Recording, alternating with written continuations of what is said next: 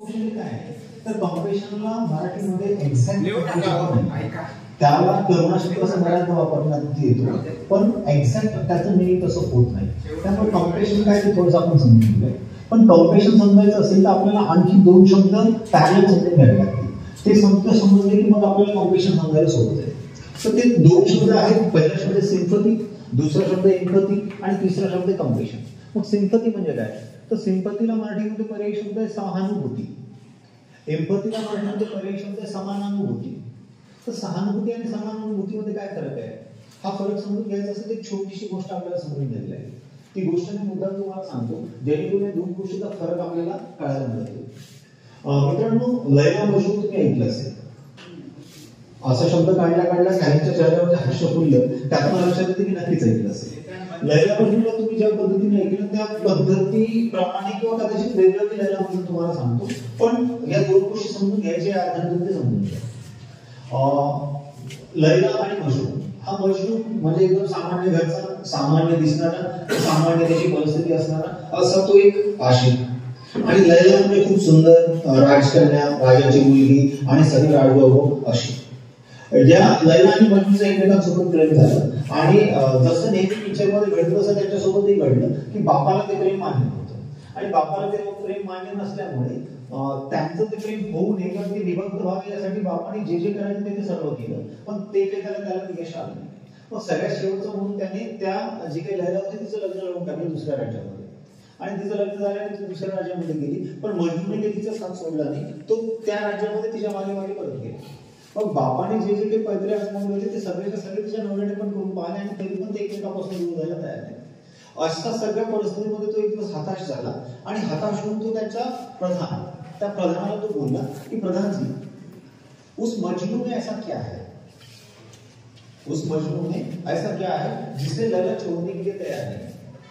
तेव्हा त्या प्रधानाने जे राजाला उत्तर दिलं ते उत्तर सहानुभूती किंवा सिंपथीच्या पेक्षा एम्पथी काय हे समजून द्यायला पाहिजे. तेव्हा तो प्रधान राजाला म्हणाला, राजाजी, आपको अगर मजनू की सुंदरता को देखना है, आपको अगर मजनू की सुंदरता को देखना है तो लैला की आंखों से देखो, फिर आपको पता चलेगा की मजनू कितना सुंदर है. एकाचं दुःख त्याच्या नजरेतून पाहणे, त्याच्या नजरेतून ते फील करणे म्हणजे एम्पथी. तर सिंपथी हे फक्त सहानुभूती आहे, एम्पथी हे समानानुभूती आहे. आणि हे एम्पथी फक्त पाहायचं नाही तर त्या एम्पथीच्या पातळीवर जाऊन त्याला प्रत्यक्ष मदत करता येईल हे कौशल्याचं आहे.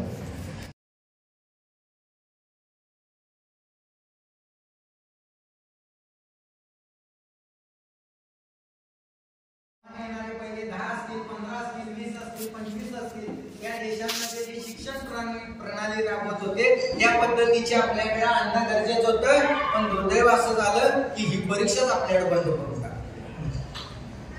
ही घेतलीच नाही परीक्षा. 2009 नंतर विचार करण्यासारखी गोष्ट आहे, आजपर्यंत ही परीक्षा भारतात झालीच नाही. का? तर 74 पैकी आम्ही 73वा. आम्ही कशाचा विचार केला? आमच्या मागचे वरचे 72 साली जी 74 देशांमध्ये परीक्षा घेतली आणि त्या परीक्षेचा ज्यावेळी निकाल लागला, या परीक्षेला प्रविष्ट होणारे विद्यार्थी कोण होते? नवोदय विद्यालय असतील, सैनिक स्कूल असतील किंवा त्या ठिकाणी सीबीएसईच्या स्कूल असतील, अशा महाराष्ट्रातल्या नामवंत शाळा, भारतातल्या नामवंत शाळांचे विद्यार्थी त्या परीक्षेला बसले आणि भारताचा 74 पैकी 73वा नंबर आला. सोडून द्या, 73वा नंबर आला, ठीक आहे. पुढे काय व्हायला पाहिजे होतं? ही 2009 ची गोष्ट सांगते मी. 2009 साली ज्यावेळी 73वा नंबर आला त्यावेळी भारताच्या शिक्षण प्रणालीमध्ये बदल होणं गरजेचं होतं. ज्या जागतिक स्तरावरती सगळ्यामध्ये तुम्हाला या पुढील व्हिडिओमध्ये ऐकायला मिळणार आहे. आणि सर्वांनी हा पाठ पुन्हा एकदा आवर्जून सांगतो, सर्वांनी व्यवस्थित लक्ष करून ऐका. त्यानंतरच तुमच्या या विचारसरणीला करायला मिळणार आहे. नाहीतर तुम्ही आजचा दिवस आणि शेवटचा दिवस सारखाच होईल. त्यामुळे व्हिडिओ व्यवस्थित ऐका. सरांनी आता पासून सांगितले आपण तंत्रज्ञानाच्या बाबतीत बदलत असतील, मग तंत्रज्ञानाच्या बाबतीत जर बदलत असेल तर शिक्षण क्षेत्रात माहिती का? या बाबी इतर महत्वाचे. म्हणून काय नेमका बदल कशा पद्धतीने आहे